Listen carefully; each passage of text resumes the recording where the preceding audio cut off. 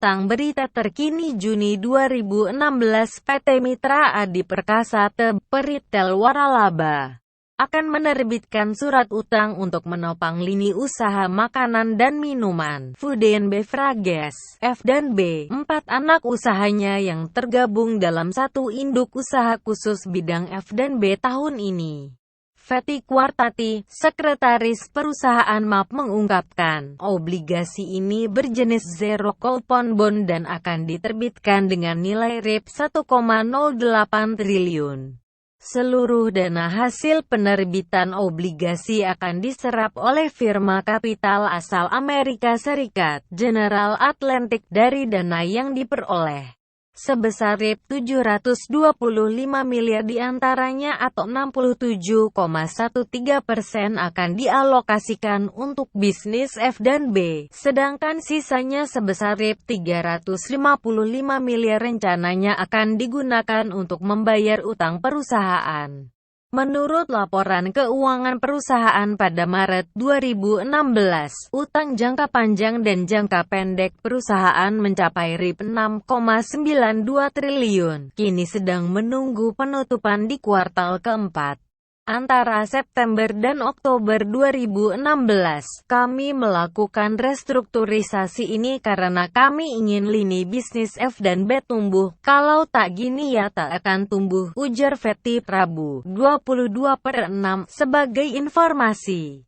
Pada 31 Mei 2016, MAP menggabungkan 4 anak usahanya yang bergerak di bidang F&B, yaitu PT Sari Coffee Indonesia dengan merek Starbucks, PT Sari Pizza Indonesia dengan merek Pizza Express, PT Premier Donut Indonesia dengan merek Krispy Kreme, serta PT Sari Ice Cream Indonesia dengan merek Cold Stone dan Godiva ke dalam satu induk usaha dengan nama PT MAP Boga Adi Perkasa, BA.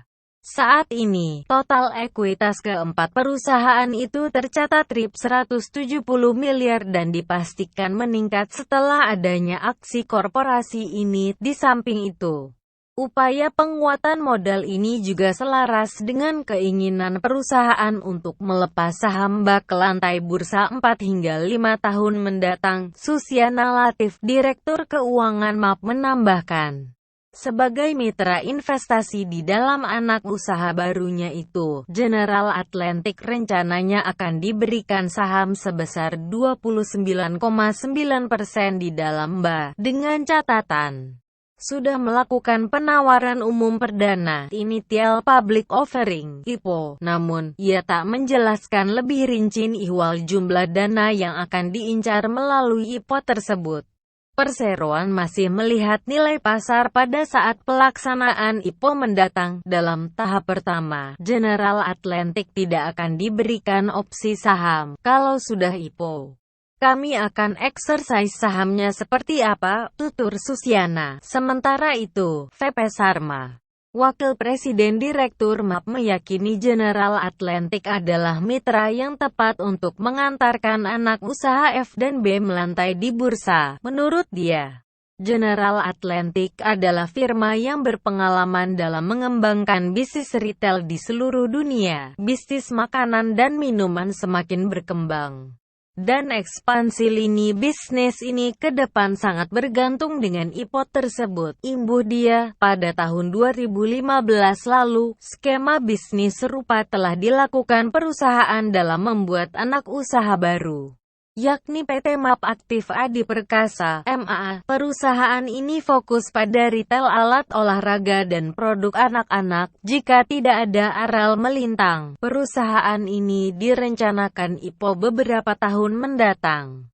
Untuk melancarkan usaha tersebut, perusahaan menerbitkan obligasi RIP 1,5 triliun dengan bunga 0% dan tenor 5 tahun kepada Asia Sportswear Holdings yang merupakan anak usaha dari firma investasi CVC Capital.